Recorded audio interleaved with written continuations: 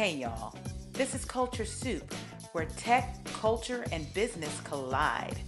It's a podcast that spoons up everything hot from social media. I'm your host, L. Michelle Smith, and each episode we bring you some of the most notable and not yet notable thought leaders in tech, business, and culture.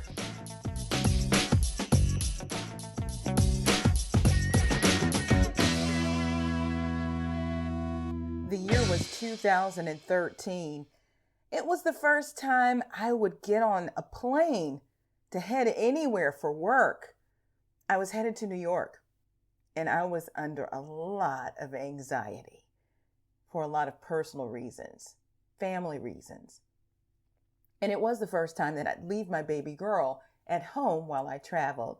She wasn't even 1 year old. So I hopped on the plane. And while I was under a lot of stress, I had no idea who I would meet on the other side. I was going to a conference called Blogging While Brown. Some of you may remember it, but it was a gathering of Black and brown bloggers long before social media really took off the way it would later. And bloggers had the influence, not just social creators. As I would arrive at the main auditorium, I saw someone that I'd reached out to while my teams had been doing outreach to get some coverage for the brand. It was Eva Greene Wilson. I hadn't seen her since what? I guess it would have been Carnival in Atlanta back in the 90s. See, the little secret is that I used to date her brother, and we were all pretty tight. In fact, I rocked her firstborn when he was a baby. He's now about 23, 24 years old. Shout out to Evan. Listen, it was so great to see Eva then, and it's fair to say that Eva and I have been thick as thieves ever since. In fact, if you read No Thanks, 7 Ways to Say, I'll just include myself, she is the friend in chapters 8 and part of chapter 9, where we talk about how we as people of color sometimes don't center ourselves. You know, it's a rough time out there right now. And I liken the time that's going on in our culture and our society right now with the angst and the anxiety that I felt on a personal level back then. That was the beginning of sheer hell in my life. Thank God I made it through, and I'm more resilient for it. But here's to hoping that we come out on the other side of everything that's going on in the world with the same resilience and the ability to walk in our power as Americans, but also as Black people. You'll recall that whenever things get thick in the world, I call a friend. Today is no different. Today, I call my sister friend, my soror. She's a creator. She's an entrepreneur. She is known as Soca Mom. I'm talking about Eva Greene Wilson. Let's dial her now.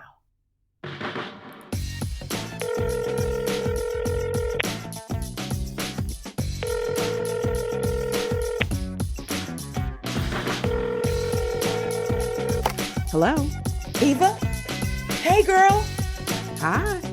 Hi. Hi. You know, it's been a while since we've talked like this, and I appreciate you coming on the show. But sometimes, you know, it gets a little crazy in the world, and you got to phone a friend. So here I am. Listen, it does. How are you? It does. And I am very happy to hear your voice. I'm glad to hear yours too. How are you doing in Chicago? What's it like up there right now?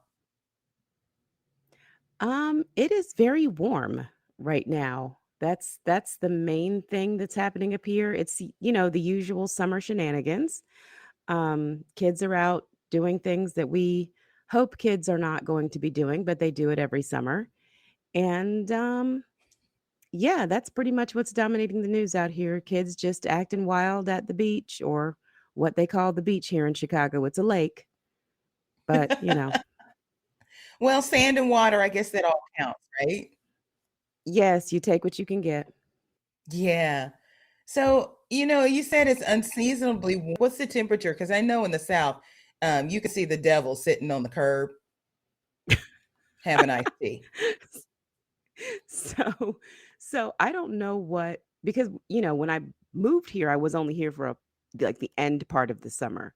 And Hmm. then there was the pandemic. So I don't really know what it's supposed to be like outside, but I know I don't like it. It was like 90, 100 something degrees the other day, and yeah, it's a lot. It's a lot, Triple but digits I in don't know if it's Chicago?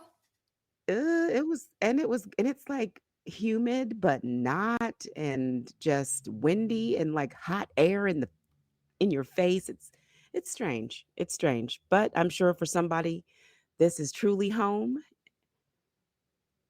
That's odd to have triple digit temperatures in Chicago. I'll take your word for it because I have absolutely no idea what it's supposed to be. During the pandemic, I was in the house. What the kids say, bored in the house, and I'm in the house bored. That's what I was doing Yes, yes. at home. Well, and for the listeners out there, they need to know that you came from DC within the last 2, 3 years. Yes, yes. And DC warm, East Coast warm is different from the center of the country, Midwest warm. So it takes some getting used to. Well, and I feel sorry for the people in New Orleans. We reached 104, but I'm talking 115. That's just sheer hell. I mean, and climate change has to be real. This is not normal. This can't be No, normal. no, no. We're not used to getting 104 degrees before we hit August here in Texas. Something is definitely off. The winters are dramatic, and then the summers clearly are off the charts. So I hope people start to believe that climate change is real. I really do. I just hope that people bring their bottled water with them for Essence Festival because folks are going to be passed out on Bourbon Street for other reasons. For reasons that are not fun. It's Right. I'm really oh afraid. my gosh. I'm really So afraid. I take it you're not going. No, I'm not going. And you know what? Let me tell you why. I've been to Essence several times in the past. And the only reason why I would go is if I was being paid to work. And the last time I went, I was definitely doing that. I was actually speaking. I hosted one of the officers at AT&T in a fireside chat with Chris Gardner, your friendly neighborhood pursuit of happiness billionaire. Yes. And so between that and then taking Rev Run and Justine Simmons there the year before, and also I think NABJ was back to back with Essence, and just the crowds, Eva, my goodness. My hotel was literally 5 minutes from the convention center. And it took me like an hour to get there because of wall to wall traffic. Just gridlock. It's not a fun That thing.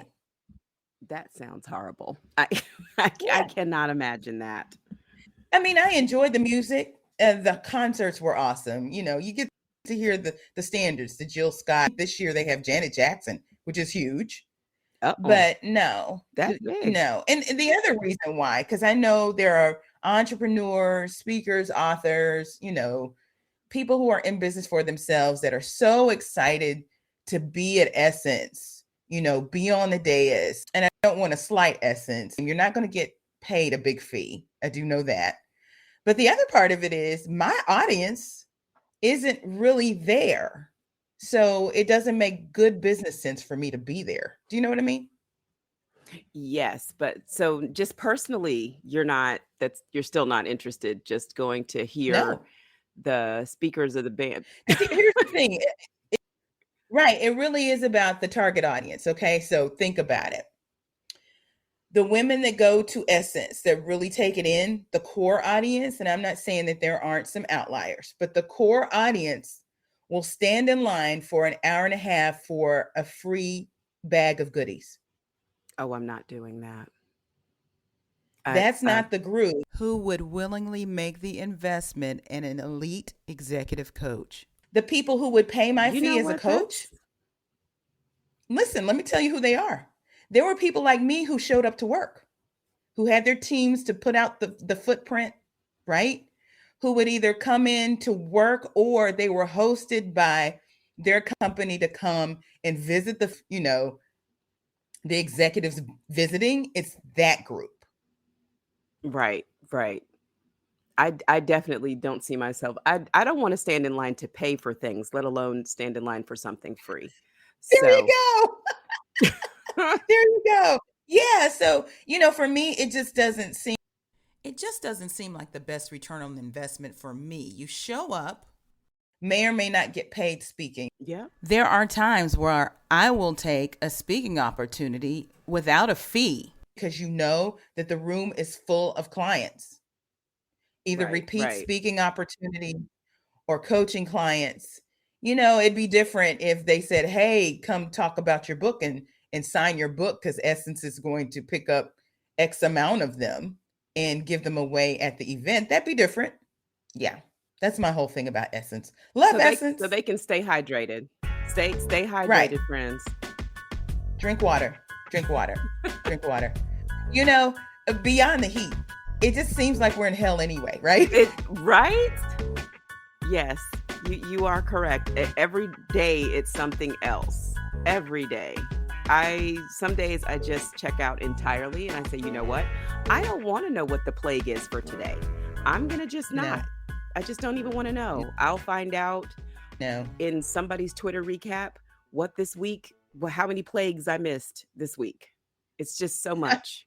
And it seems like, this monkeypox thing, it did remind me of the way, well, sort of the way we learned about COVID. Of course, we had leadership that didn't really want to tell us the real deal, but with monkeypox. But what I'm learning about these pandemics is when they make that report, chances are it's already in the United States, and that's what they find out later.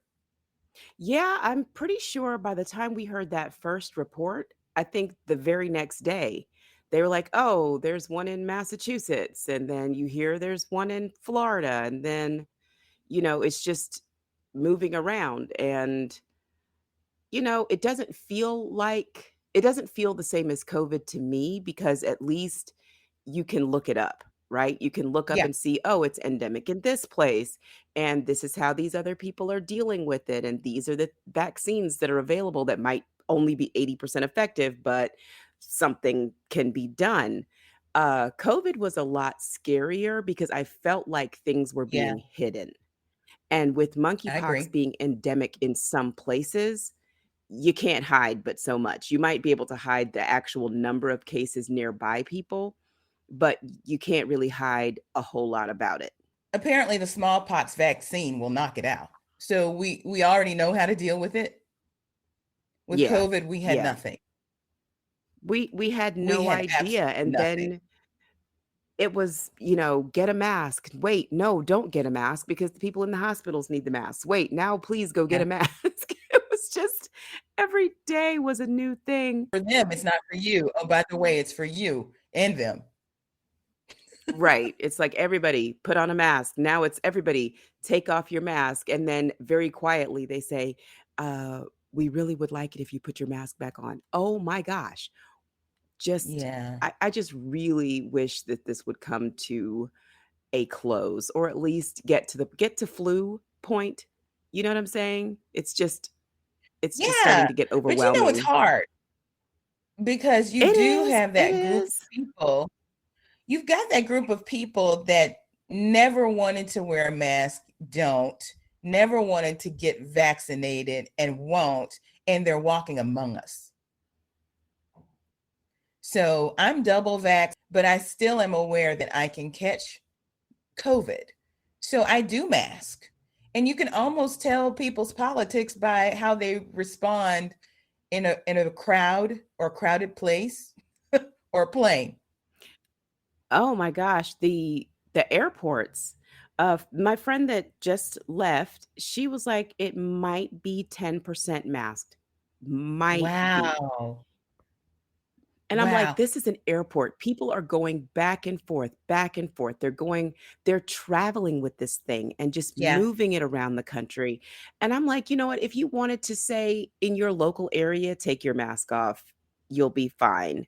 Yeah. You could have at least left it on international flights. You could have left it on local flights. You could have left it on public transportation, but it just doesn't seem sound.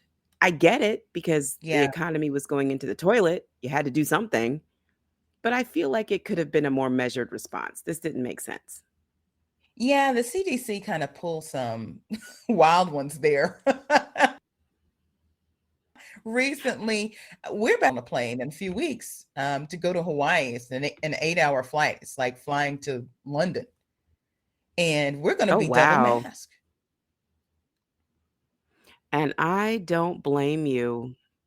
I don't blame you. Put on 2 of them, and I have another friend that she travels relatively often. She hasn't gotten the virus in she's double, uh, boosted, I believe, and she wears a Hmm. really cute face shield with her 2 masks and has yet to be infected, and she's always very, very careful because she has, you know, older parents and Yeah. definitely doesn't want to get anybody sick. So it's not that it doesn't work, it's just that people don't wanna be slightly inconvenienced for a short period of time. Well, and this is what I'm seeing. I am seeing friends in my circle who dodged it the entire time that we were in lockdown. When we were out of lockdown, we got the vaccines. I have a friend that works in hospitals, dodged it all this time, and then suddenly got it. Had it before, and they all seem to be getting it. And the indication to me is we've let up on some of our distancing, our mask wearing, all the things that we knew to do, our hand washing, our wiping down groceries. We got caught slipping. And even if you are vaccinated, you can get it. It won't be as bad. But I'll tell you, I have friends who are double vaxxed and they get it. They will tell you it is not fun. I have heard from my friends that are getting it now, because like you said, people let their guard down. We've been cooped up for a long time, so I do get it. But people let their guard down and they say that thing is no joke. Some Yeah. people, and now it's not as much respiratory system symptoms. It's just these headaches and body aches and Mm-hmm. all of these things that are just really, really scary and unpleasant. And Yeah. I still wanna avoid that. And you don't know what it's gonna do to you. Some people feel nothing. Some people have these terrible symptoms. I'm already getting old. I don't need brain fog. My Yeah. my brain is fogged enough. I'm good. I need to leave it where it is. And we don't know the long-term effects. This is one of the reasons why Joni and I decided against the Disney cruise. We're going to do the Disney cruise this summer. And then it occurred to me, even if we do not have presenting symptoms, you have to take the test before you get on the ship, right? To port at these different fun places. And then before you get on the ship, you have to test again. What if one of us tested positive in one of these foreign countries? We have to quarantine there. And That's it not fun. is expensive. It's Yes. expensive. It's very, very expensive. And you're not in the US anymore. Yeah, and America just lifted their international thing. It's crazy. It is crazy, but I'll be staying here. I'm not going anywhere. Um, You've been pretty dedicated to staying home. yes, pretty much. Like we've done small trips. Like we went to Hilton Head. We went to, and that was a Disney thing, and they're pretty good with their Yeah. protocols. At least at the time they were. I don't know what they're doing now, but we went to see family, but they understood we're going to be masked in your house. I hope that you don't think that we don't trust you, but everybody I know who's gotten it has been at somebody's home. It's not usually at the grocery Oh, that's store interesting. or Yeah. at a mall or something like that. You went to a party or a birthday party, or you went and sat with your grandmother or something like that and had no idea that they were sick until you get sick. So I just said, I hope you guys aren't Yeah. offended, but you're not gonna see my face." So there's that. And we were able How to are your go kids for a dealing with full it? they're good. Here's the thing, they know that if they get it, they're gonna have to quarantine, and they don't want to do that. They have Yeah. no intention of spending any part of their summer locked away in a room, getting their meals kinda shoved to them around the corner so that nobody else gets sick. They don't wanna do that. So I told them, "If you wanna have fun, you wanna go out with your friends, you wanna do all that stuff, you're gonna have to do it with a mask on your face. That's the sacrifice that you make. I'm pretty sure your friends know what you look like, and if they don't, send them a picture. But other than that, those are your options. If you wanna hang out and have a great time, you can do so, but you need to have a mask on your face." Yeah. Yeah, I told Joni that the only way we were gonna go on summer vacation was if she got her booster, and now, she's 9, so that's available for kids her age now, Yes, and yes. so we're gonna get that done, Oh, and we're gonna be yeah. masked up, and, but most of what we do is gonna be outside. Traveling once you get off the plane, unless you're going to some kind of festival, you can stay away from people. Oh, yes. Oh, yes. You Mhm. really, really can. Yeah. So I want to kind of change topics for a second from plague to wars and rumors of war and the little war that happened January 6th at the Capitol. Oh And my there's a whole gosh. hearing going on right now. Can Yes, you believe some of the stuff that's coming out? it is really frightening, what somebody will do to hold on to power. It's like, this is the stuff you read about in your history books with, like, you don't read about that in modern times. This is power grabs that you're used to reading about in ancient Rome or, you know, parts of Europe and this, that, and the third. You don't Hmm. expect that in the last 200 years that you would have those kinds of, grabs for power. It's just very strange. And so when I'm listening to these recaps and things, it's interesting that you have some people that were just like, I can't do it. I can't bring myself to do what you're asking me. And then others who knew that it was a lie, but they wanted Yes. to hold on to the little bit of power that they had too, so they didn't say anything.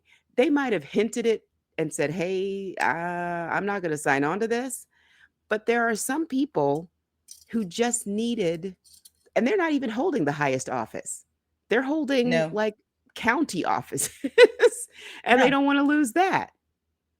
Well, you know It what never stunned occurred to me? me that power was that seductive. Okay, well, let's call it what it really is. It's power, but it's also white supremacy. It's Oh, quite yeah. a drug. Man, apparently people get high on that all the time. I was watching one of the recaps that was about a, like, what was he? I think 2/3 of the board voted that there was no fraud in their little election or whatever. And this guy, one of the guys on the board who happened to be there for January 6th, he says, "I just have a gut feeling. I don't need any evidence," because they're like, "There is no evidence. We've recounted 50 times." He says, "There is no evidence. He's voting with his gut. His gut says that Oh, there was fraud." yeah. I I'm did like, hear somebody say they just knew it in their heart, "Yeah, even in though their they had heart." seen evidence to the contrary. Yes, and did you see how they dragged that mother and daughter? That's where I was going with this. That That was woman, so first of all, painful. let me just say she's a patriot and an American hero to sit there and be in this hearing, the bravery it must have took based on what she's been through, and who knows what she's gonna go through now that she's shown her face. I mean, it's unreal what they went through, just like to be doxxed by the president of the United States. It's crazy. That is horrifying. Like, we thought that it was a big deal that he attacked Colin Kaepernick, right? We were like, "Wait, what? You can Yeah. you can do that?" Right. You can just say those things because apparently, there's a whole lot of things that the president is not supposed to do, and affecting people's livelihood is one of them. But, they let that Well, and go. here's the other thing too. There are things that leaders don't do, Right. and that is understanding your position and how you have a bully pulpit. That's why it's called that. That if you Well, were to reach down into the masses, that he could obliterate someone with just a few words. and But he but knows the thing that. is, he knew it. He knew he could do it, and that's why he did it. And he tried to make an example out of her and her daughter to say, listen, true or not, if I say it's true now. It's Whether just it's sick. actually facts, it doesn't matter. It's true when I say it. It's just sick. And It those is. It is. women's lives are, they'll never be the same. They can't live the way they used to live ever again. They live in fear. I mean, can you imagine the FBI telling you you need to leave your home? And she said she'd lived there like over 20 years. She has to leave her home to protect herself from the president and his minions. Like, what? That absolutely is giving some medieval witch hunt weirdness. Like, your government is telling Yeah. you to run from your own government. It's so odd. There are things happening in our country and in the world. I say they're biblical, and they are like legitimately biblical. Even if you go back to the Old Testament, I'm waiting on locusts. But if you go all the way to the back of the book in Revelations, there are things that are aligning, and it's pretty darn scary. Yes. Then add on top of Yes. it, living while black. Oh my gosh. Well, sometimes it's living while black, sometimes it's dying while black. You just never know what it's going to be that day. That's it. It's very, very frightening and frustrating. How are your kids doing during all of this? How are your kids doing during all of this? And mind you, they're older. Yeah, it's different for each one of them. My oldest, he's like, I don't want to live in fear. It's exhausting and I don't want to do it. And then my middle son, it's it's interesting. He when the George Floyd and all of that first started, he said to me, this is the first time that I really understood that I am a black man. Wow. And that's really frightening. He had never been afraid of his blackness before, and he never considered what his blackness meant to other. What a way to learn your identity. Yeah, and it was jarring because he's watching these protests up and down our street, and he's going, "This is about me and people who look like me."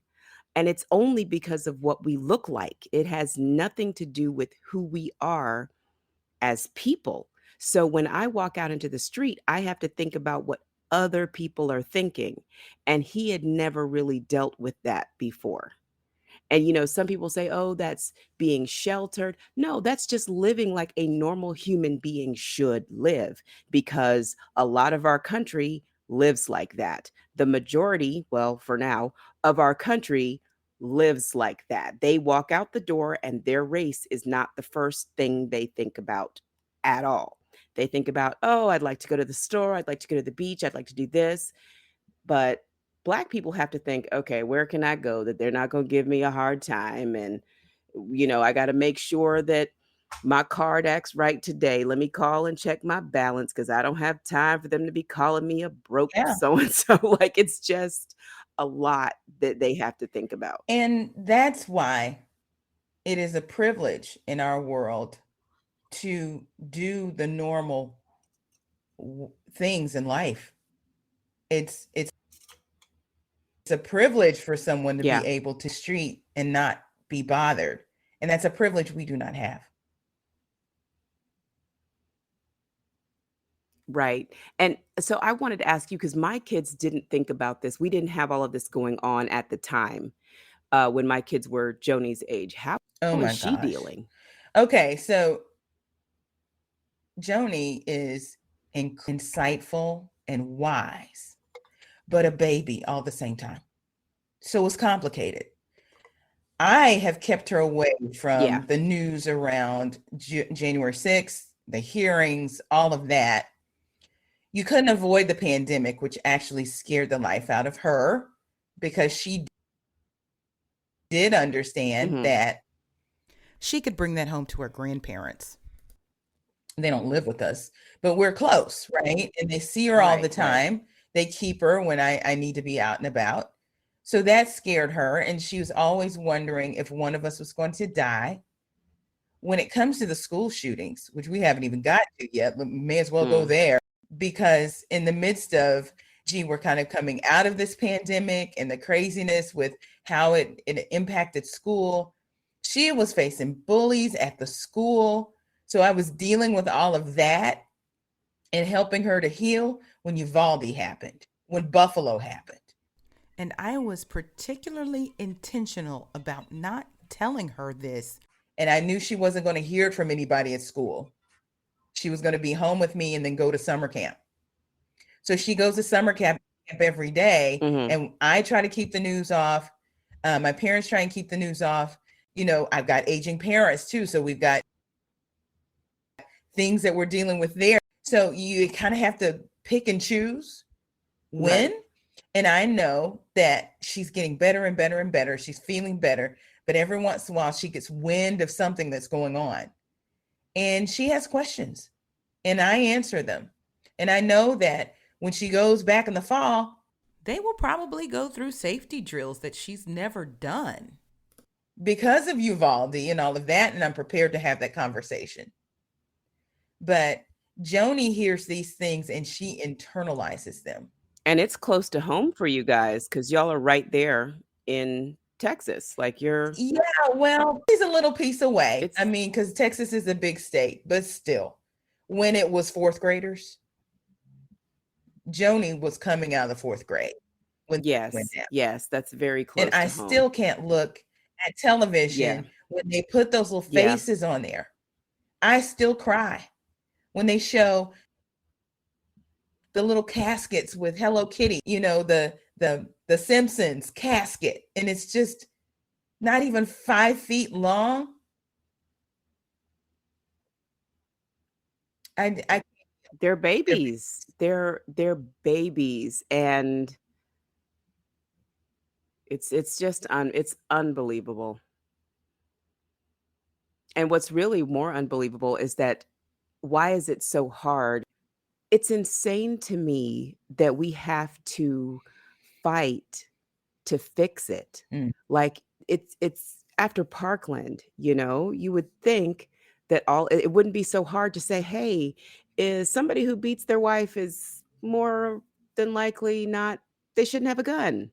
Or, it shouldn't be that hard to put these things in place.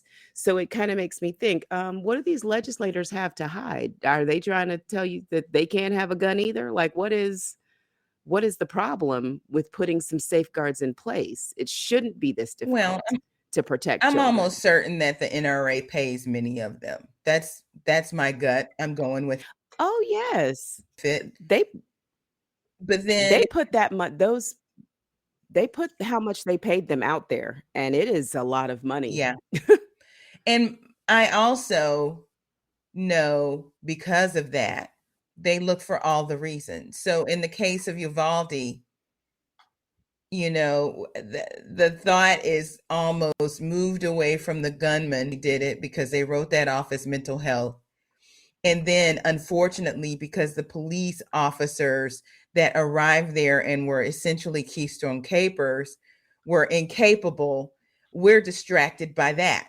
And they won't get back to the fact that if this young man didn't have access to this AR-15. Right, that their caskets can't be open. I mean, first of all, they shouldn't be in a casket, but that their parents can barely Yeah. identify them.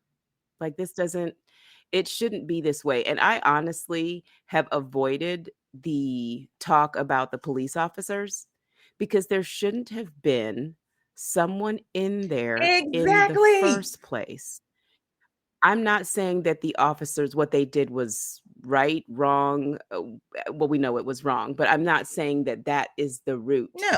of it.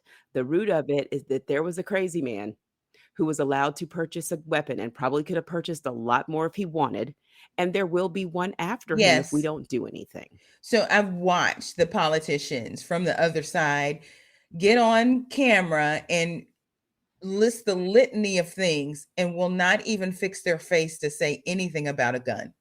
They will talk about making our schools more safe. They will talk about training our officers. They will talk about mental health. They will talk about all the things and avoid the fact that a person had a weapon of war in a place that he shouldn't have, killing people. I'm still thinking about And Buffalo. and I have 2 elderly right. parents, I was and our local grocery stores are primarily Black patrons.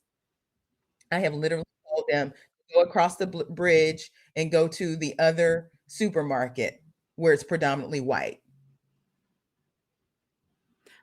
I was just about to say, if they're talking about school safety, all right, well, so what do we need grocery store Yeah. safety Mhm. policies as well? Like, it's not about the school safety. It's not schools Yes. should be safe. They're schools. So it's not about securing our schools and locking them down like prisons because we can't do that Yeah. everywhere. Grocery stores, are you gonna lock your churches down next? Because Yep. those are targets. So, I don't understand why people are so afraid well, I understand why, but they shouldn't be so afraid to start with the gun because that's Yeah. where the problem is. That's where the problem is, the gun and the person holding the gun, but nobody wants And to do that. unfortunately for me, I spend less time thinking about the actual gunmen than the people in DC and even in our state and local governments who are standing by as the number continues to rapidly rise. I think the last 150 something mass shootings, and every weekend there are more. And I see blood on the hands of our elected officials. But you remember when they came after the elected officials at that baseball game, and they didn't do anything then. I said, "So this isn't even Yeah. about self-preservation." No. Like, they want that power so badly Yeah. that they will die for it. They Yeah. have no problem with that. Absolutely.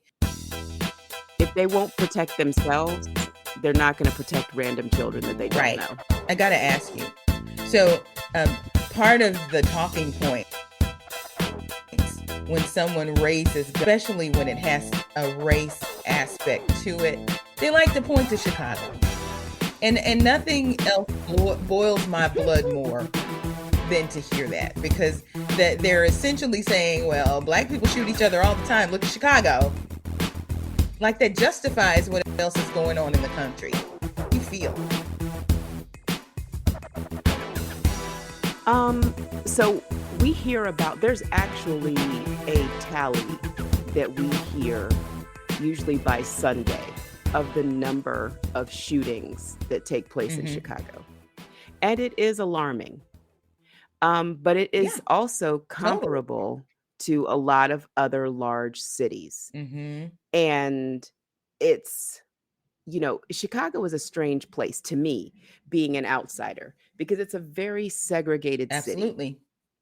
So, when you hear about violence, it's usually talked about from a very concentrated area. All of the Black people, or most, live in one Right. place, maybe two. you know? Um, if there's violence in a Hispanic area, everybody's in the same place. So it doesn't feel like it's scattered about the city, Yeah. and then the police presence is a lot higher in those places. So they also don't talk about how many of those shootings are by Hmm. police. So, a little while ago, a 12-year-old, I think, Hispanic kid Yeah. shot in the back by police. Like a lot of the shootings that happen here are by police. Wow. So they don't mention that part of it because there's over policing Yeah. in certain places and they're too lazy to chase you. I actually had a policeman tell me when I was living in DC, tell your kids don't run because the older cops are just going to shoot you and explain it later because they're Wow. not going to chase you. Wow. I was like, oh, they have no problem saying it. Close to retirement. Wow. Don't care. Yes, they'll say, well, and the evidence has shown that. And it was so interesting. After he said that to me, I started to hear these reports of kids, because these kids can run. Like I'm talking about, if you've ever watched some of these videos of these kids escaping the police, there's no catching them. They hit a fence and Yeah. that's that. But yeah, they'll Yeah. shoot you in the back and they'll figure out a way Yeah. to explain it away. And we'll never hear about it again. So how does it make me feel when I hear that? I'm not shocked because this focus on Chicago is 9 times out of 10 because of Obama and the focus that the old president put on Chicago. Everything was a problem because it was related to Obama. Everything. I'm surprised he hasn't Hawaii. attacked Hawaii just because that's where the man came from. Like anything that had to do with him. So people who paid no attention to Chicago before, who've never been here, barely watch the news, that is their go-to thing. It is the other kind of veiled racist thing that you can say. Well, the shootings are, once you read them, like you go through the numbers, because I do look at it. When they talk about the motivations, many of it's they're personal. It's very rare that it's just a random person like we hear about in these high schools or random concert shootings or street shootings.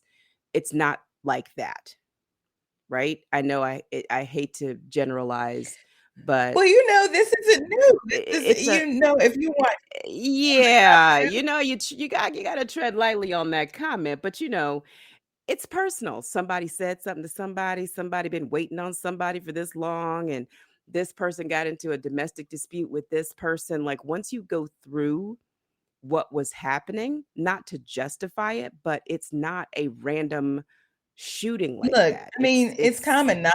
Very rarely. This is a topic that SNL has taken on.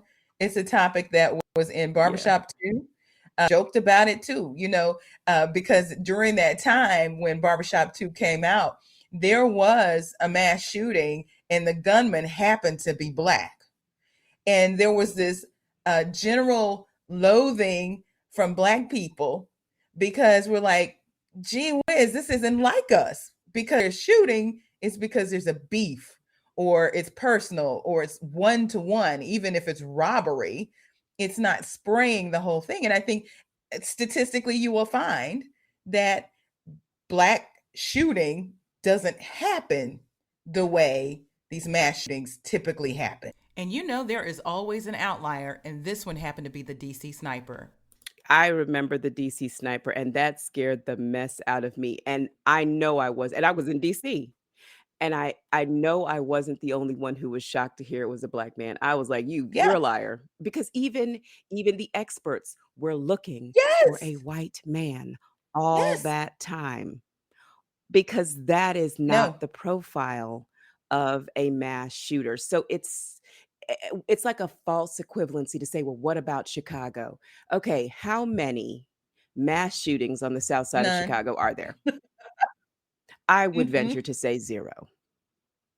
It is somebody walking to a store, looks like somebody that somebody else had beef with, and it's some sort of a shootout or something. You may have a stray bullet hit a kid in a car, which is highly unfortunate. Those kinds of things, but they're not the same. It's not the same. What about Chicago is not going to, that has nothing to do with a guy walking into a school with some sort of high-powered weapon with the sole purpose of murdering children. No. It's not the same. No. Oh, there's so much going on. It's a lot, but like you said, where the locusts, please? I'll take locusts now. I'll go ahead and have them. I think I was ready for the zombies somewhere halfway through 2020. I was like, bring them. Um, yeah, because I was already at home. You know what I'm saying? I can barricade here Yeah. for a while. Um, Still had my little stockpiles of food and toilet paper, so I could take on Yeah. zombies at this time. I'm just really interested to see after all of this what comes out of these January 6th hearings. Is someone going to get arrested, please? Because if it had been Mm, anyone else, anybody else, if you know how they like to say, what yeah. about Obama? If Obama had done Yeah. any of this, he would be under the prison. Strung up in the Un- nation Under the square. prison. Because if they were going to hang Mike Pence, what do you think would have happened? Look, I mean, that's the fact that we had honest to God Trumpers in these conversations who were saying, I'm going to stick to my oath. That's some next level. That's next level. Even the Trumpers knew better. Oh, one of those guys said he'll vote for him again. Yeah. He said Yeah. he'll vote for him again. I said, so we're never getting out of this madness, Yeah. is what you're saying. We're never leave. It's never Yeah. going to be over. And is he still going to have Pence as his running mate in 2024? If Pence is smart, he stood up and did not do what Trump wanted him to do. He needs to ride that tide. I don't think getting on his ticket is the way to go. But you know what? I've seen crazier things. Zombies Zombies. I and mean, monkeypox and zombies COVID-19 and my zombies and and people shooting up monkeypox. schools and grocery stores. We've seen it all. We have, man, we were like, nothing could be worse than 2020, and 2022 was Hold my like, beer. hold my mule. Yeah. I got you. Eva, I'm going to put on my coaching hat right now, and I've got to ask the question in everything that we're seeing. What's the silver lining? What's the opportunity in it for us? I think the opportunity, at least for content creators, if that's what you're doing, oh my gosh. Yeah. You have so many opportunities to jump in with, because you see a lot of people are being made off of one hot take. Yeah. So you have opportunities on TikTok to spend a minute and a half giving your hot take, and you'll find other people agree with you. So I think for people who want to create content and want to build their brand, I'm so tired of hearing and saying build your brand, but if that's something that you want to do, you have lots of content that is just being given to you. I mean, can you beat monkeypox? No, you can't beat monkeypox, right? So there's a lot of opportunities out there for comedians, for authors, for basically anybody to really capitalize on these stories. It's a crazy, crazy world, but you're right. And for my leaders, I'm encouraging them to expand their view, because now that the geography is up in the air, especially when it comes to new opportunities, when it comes to jobs and such, and many companies being far more flexible with the remote and hybrid working, you can make your way up the ladder faster than ever before and move very quickly.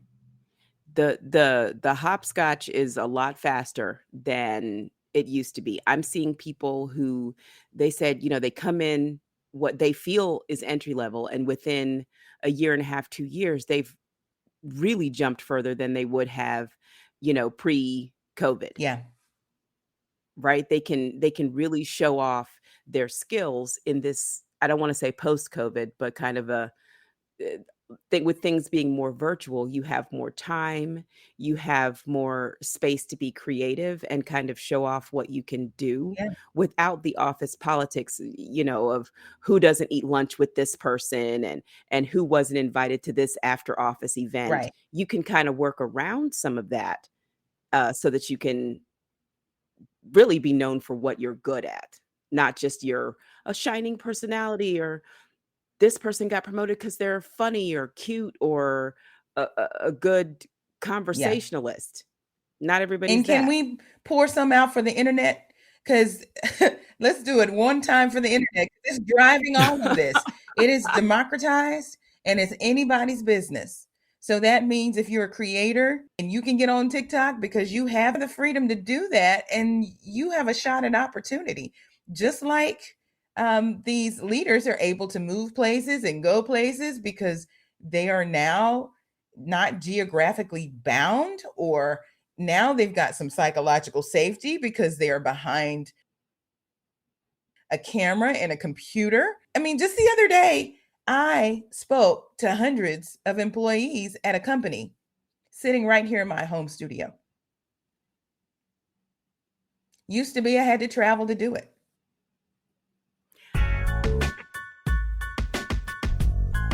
I really think that not only is it amazing for, the thing is some people have been doing this forever, Yeah.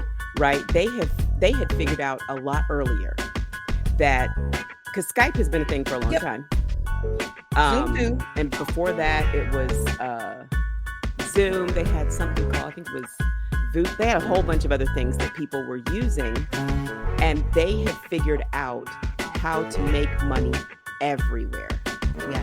And now anybody can do Anybody. it. And I think that one of the things that has been pretty much anybody, that's what I'm thinking.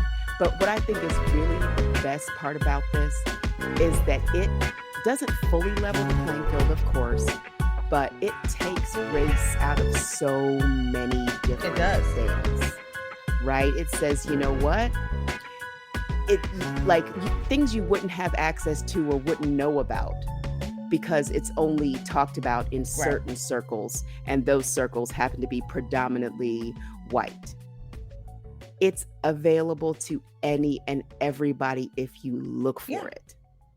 And I find that to be beautiful. I really do believe that the internet is one of the biggest equalizers when it comes to race I right mean, now. think about how old was she? She was 15 years old, 16 years old, who had her device and semblance of mind to roll video on those police officers that put their knee on George Floyd's neck, kicked off an entire global reprimand on anti-Blackness. Now, you can debate all day how effective it was, but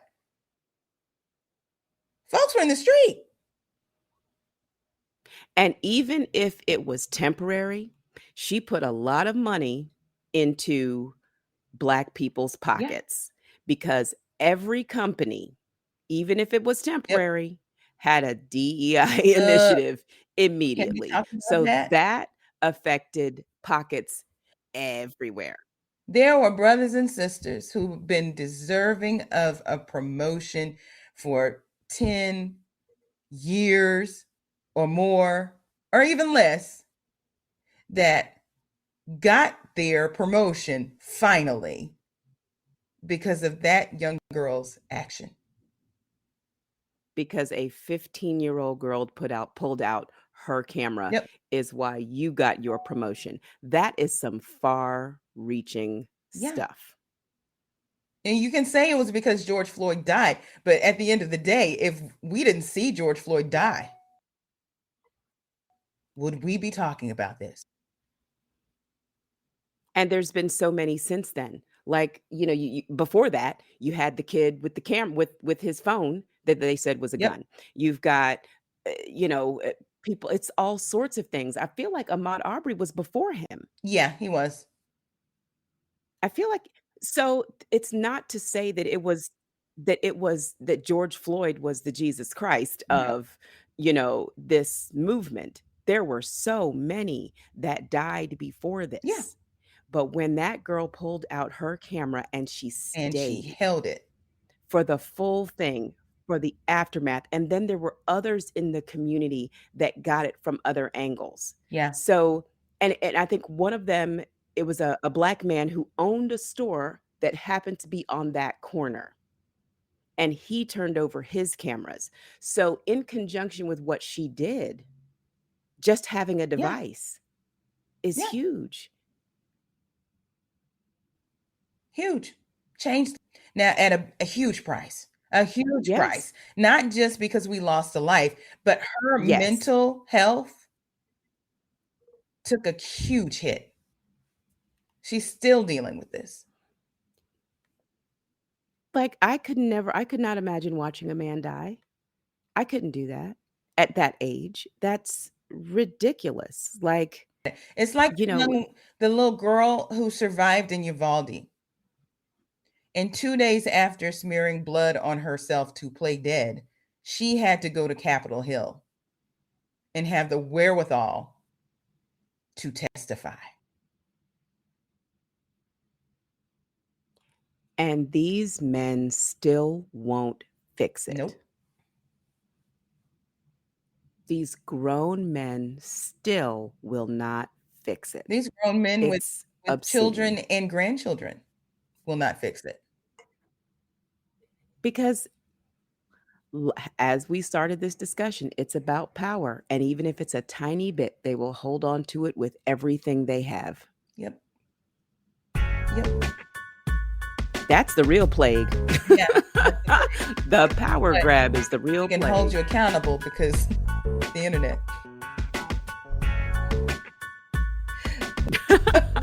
We got you. You know that One time. let's see. When I first launched the Culture Soup podcast, there were 500,000 podcasts out there. It's over 1 billion now. Do you know how many voices out there to talk the way we're talking right now?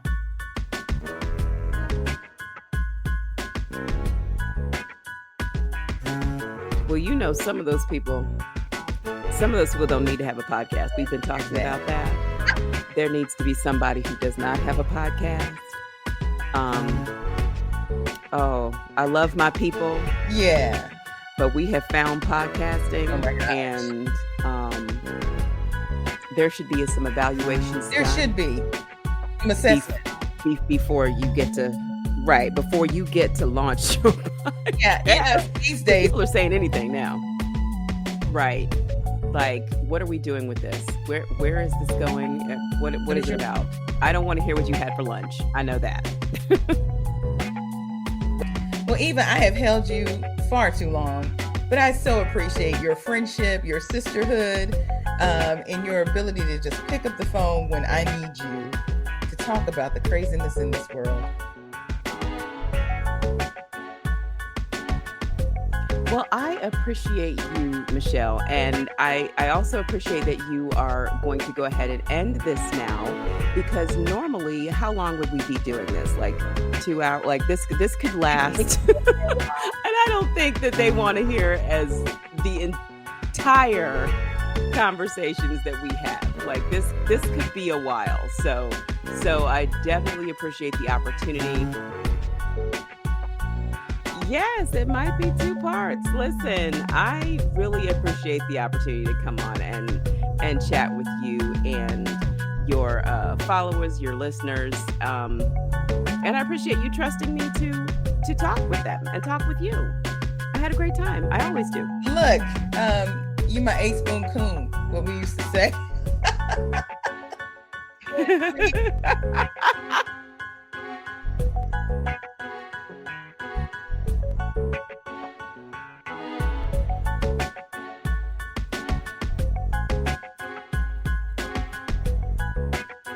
Aw. Well, look, my daughter is now reading your book. Like it's a staple in our house. Like it's right there, front and center on the bookshelf. Just Thank you. That's awesome. Give him a big hug. I'm planning to get to Chicago before the year is over because I got a ton of clients up that way, and I got a ton of friends up that way. So I've just got to do it. Absolutely, and just make sure that it is before that winter hits. So if you can get up here before like end of September, because it gets real ugly. I know, and I avoid it at all costs. All right, Ladybug, thank you so much. All right, Thank you. We'll talk soon. Bye. What an awesome conversation with Eva Greene Wilson, aka Soca Mom, my girl and my soror of Alpha Kappa Alpha Sorority Incorporated. Find us online at theculturesoup.com, on Instagram and Twitter at The Culture Soup, and on Facebook at The Culture Soup Podcast. Until next time. The Culture Soup Podcast is a production of No Size Communication, LLC. The Culture Soup Podcast is a registered trademark of No Silos Communications, LLC.